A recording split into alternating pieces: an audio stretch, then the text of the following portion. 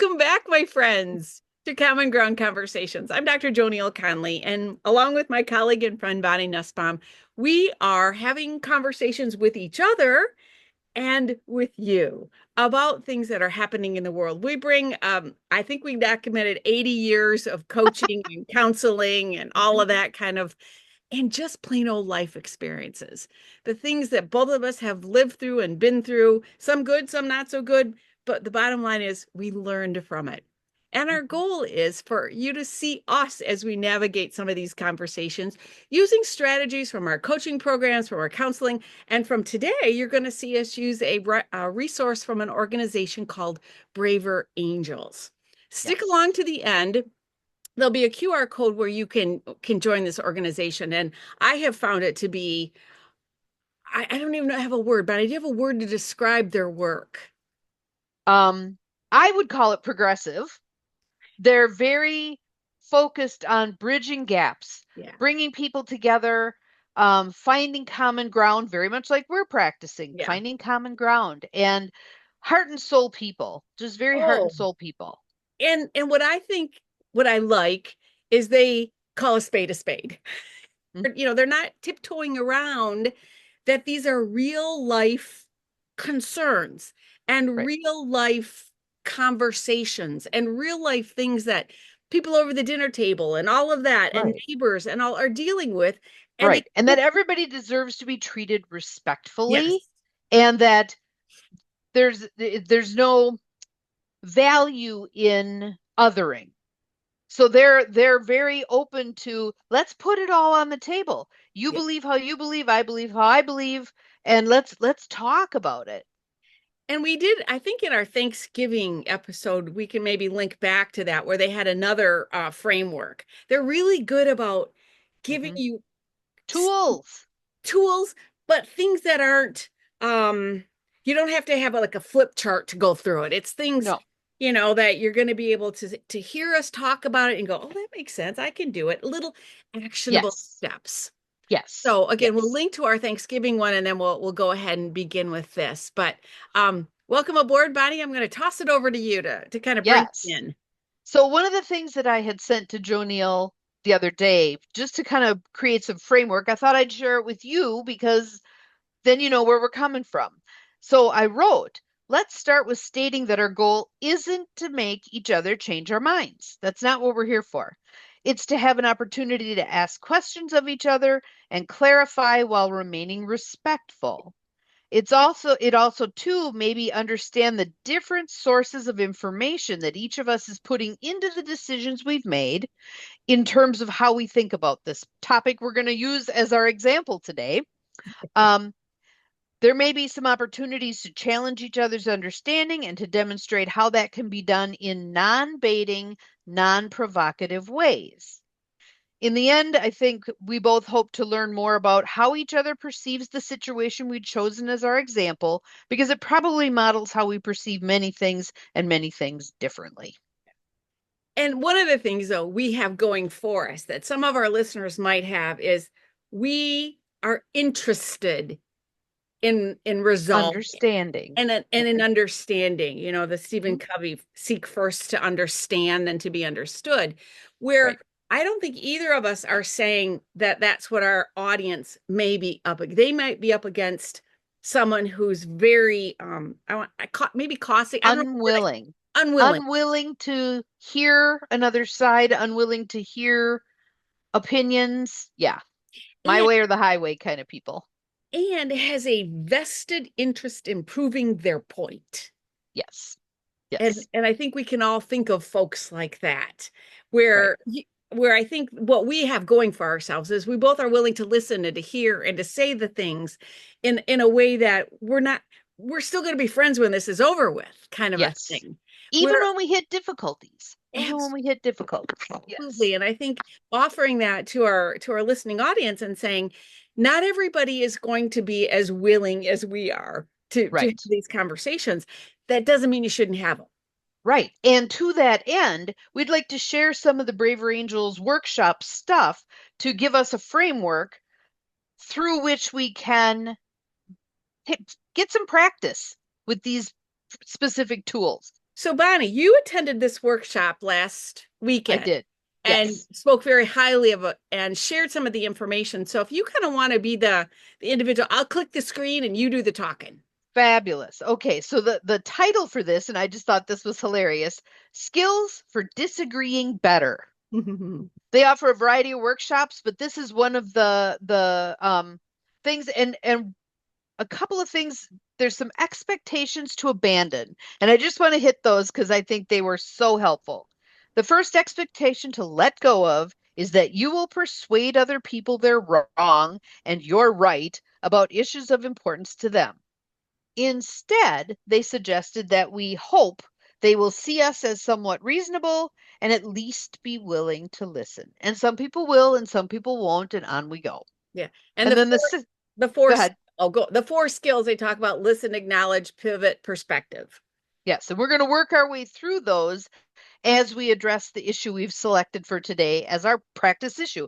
But the second one that they suggest is that you approach it as a skills practice as opposed to a competition. I have to win this fight with this other person. No, no, no. This is your skills practice. Mm-hmm. These four skills: listen, acknowledge, pivot, and perspective. So I So, want you to notice that perspective is the very last one. mhm. Perspective is the one where you're actually talking about what you believe.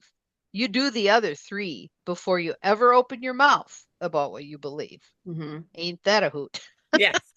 Yes. So the basic gist, and again, I kind of go back to God gave you two ears and one mouth, use them accordingly. Listen carefully. Turn off your inner debater and don't prepare a response yet. So you're not listening to respond, you're listening to understand. Mm-hmm. Okay.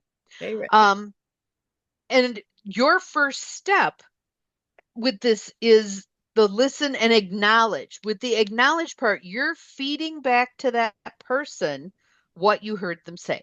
You paraphrase, but what did you hear them say? Your mission is to summarize or paraphrase. Your mission is not to speak your truth. Your mission to begin with is to summarize and paraphrase. Why is that even valuable?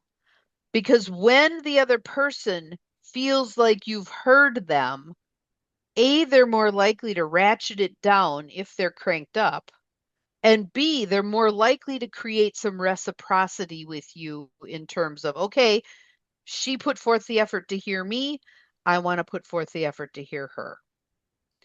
Focusing on the other person's viewpoint and their underlying values and concerns. And so we'll chat a little bit about the values and concerns.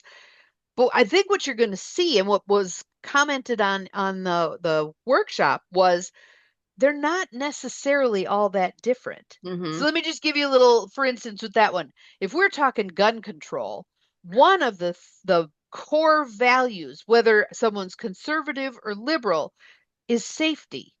Mm-hmm. That core is there regardless, right? When it's just the disagreement about how we're going to create safety. Mm-hmm. Correct. So, and then again, the last one says, look for something to agree with if possible. Mm-hmm. So then you can say something like, well, I'm sure we're both aiming, we want to see safety. Everyone's valuing safety. You've got a common ground, and then you can build from there. Mm-hmm. Easier said than done. Yep. So they pointed out that there are core values and core concerns. They've gleaned these across many, many, many debates and many, many, many listening sessions with people who identify as conservative and people who identify as liberal. So, do you want to run through the conservative ones? Be my pleasure. All right. So some of the core concerns for conservatives are individual freedom and personal responsibility, free market capitalism, patriotism, enthusiasm, social values, religion, family, respect for tradition, and local initiatives and local charities. And some of the concerns are grouping people together, government expansion, skepticism about the government in order to be able to handle complex programs. I would say healthcare. That's just me sticking my nose in here. Suspicion of utopian promises and being immediately labeled with an ism or a phobia when expressing views. So those are Yeah. some of those conservative values. Yes, and I can do the liberal ones. And one of the things that I would point out that someone pointed out on the call, and we'll get to that when we get to the bottom of this, is flinging names around, flinging labels around, trying to shove people into boxes, not helpful, not Yep. helpful at all. Okay, so liberal core values, inclusivity, especially for those on the margins, Hmm. those who haven't had a voice, diversity, the value of human differences, a level playing field for people who've been denied opportunities in the past and continue to this day, an active government to help those in need, sustain a healthy environment, and ensure fairness, safe social environments, which includes attention to language. Core concerns, abuses of free market capitalism that lead to exploitation and inequality. Ignoring historical forces of injustice that are still present. Patriotism that is not balanced with criticism. Is this working? Is this not? Groups that are left out of social progress. Being immediately labeled with terms such as woke and big government liberal. My favorite is always libtard, but when presenting views on public policy and cultural issues. Yeah. There. So the value of these is when you know that a person who differs from you in terms of um, this process, knowing what's important to them, you can begin to speak to that. It puts some humanity in all of this, right? And it goes back to there's things on there I agree with. There's things on, Absolutely and this true. is the piece that I think when we get a little bit farther along, when we acknowledge, are we really that far different? Or are there certain topics that incite, inflame, and all of that piece of it that we can Hmm. step back and go, how do we have that conversation about those topics? Because there's a lot of Yes, things we agree on. And I think we absolutely true. get that along the way. All Absolutely right. true. Yes. Oh, So, this one. Yeah. so the acknowledge part is where you've actively listened, you've heard what the other person says, and now you're going to capture it and feed it back to them to let them know that you've heard them and you're not jumping into your own perspective. Okay. So they suggested that most political conversations go like this. You say up, I say down. You say hot, I say cold. You say my candidate is terrible, and I say yours is worse. Hmm. Acknowledge is basically you're going to connect first before you disagree. Means Yes. letting the other person know that you've heard their viewpoint and the strengths of the feelings, values, and concerns about it. Right. You're feeding back what you heard without just parroting back their own words. Although, if you're struggling with this, there is nothing wrong with absolutely repeating the words they've used. Right. And sometimes when we paraphrase, we may get it a little bit wrong. If we're operating in good faith, oftentimes the other person will say, no, that's not quite it. It's this. And they'll correct you. And that's cool. Yeah. Yeah. All right. So, Pivot. This was the fun part. This was really fun because a lot of people, my sister will oftentimes say, I just had a 2 hour phone call with so and so. And I'm like, how do you do that for 2 hours? yeah. She can't pivot. She doesn't know how to Oh, pivot and okay. take her part of the conversation. It's a monologue, basically. Yeah. So pivot signals that you would like to offer your own viewpoint. Examples would be, can I offer my thoughts on this? This is something I've thought a lot about. Look for a verbal, okay, sure, or a nonverbal nod. If they are not giving you that, you don't proceed. Okay. You don't horn your way into the conversation.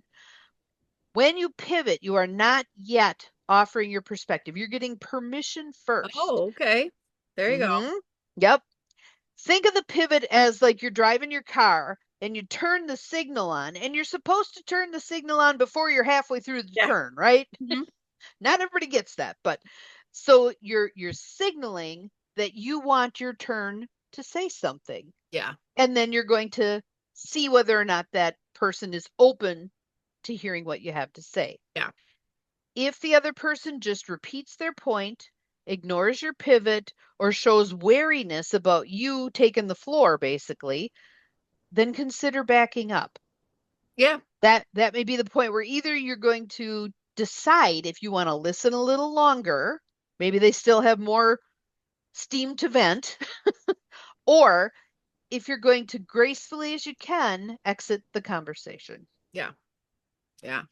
All right. You ready for the last? The last one was a little bit Yes. hard to read here, but um, Yes. those are some examples. Yes. And if you look at the left-hand side, so this is the perspective part. And if you look at the left-hand side, these are the things that Braver Angels is saying are really important that you keep in mind as you're offering your perspective.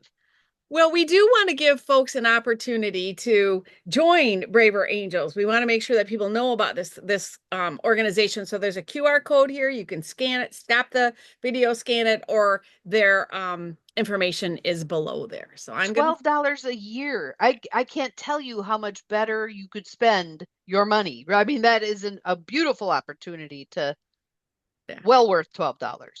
We worked through the listen, acknowledge, pivot, perspective steps, sometimes cycling back through them a couple of times. yeah, Hopefully, some of this was very helpful to you in terms of conversations that you've either had and they didn't go very well, or conversations you've kind of been wanting to have and haven't done them yet. absolutely.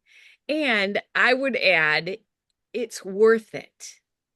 Yes. It's worth Yes. and if you're uncomfortable and you don't feel like it's going well, then just pull back for a hair and go, wait a minute, I'm not sure this is going. I'm those emotions, those feelings, that amygdala hijack, all that piece Yes. of it. But Yes. I believe going into the conversation, having a commitment to the other person, you And know. saying it on the front end. I want to try something new. You and I sometimes struggle to talk about the things we disagree about. I want to try something new. Are you okay with that? Put it out there. Yeah, for sure. For You're sure. my guinea pig. We're having an experiment. And be okay with the messiness of it. It's Yes. it can be messy. Yes. It can Be be messy. willing be willing to suck at this, okay? Be willing to suck at it for a while. And we've been at this for a while in our We lives. have. Thing. But we appreciate you coming along with us on this journey in the Yes. Common Ground Conversations and subscribe, join with Braver Please put some Angels. comments. Yes, Put some please. comments. We need some grist for our mill. Yeah, Lord knows we have a lot. But we'd love to hear what you'd like to hear about. Absolutely. Awesome. Bye, everybody.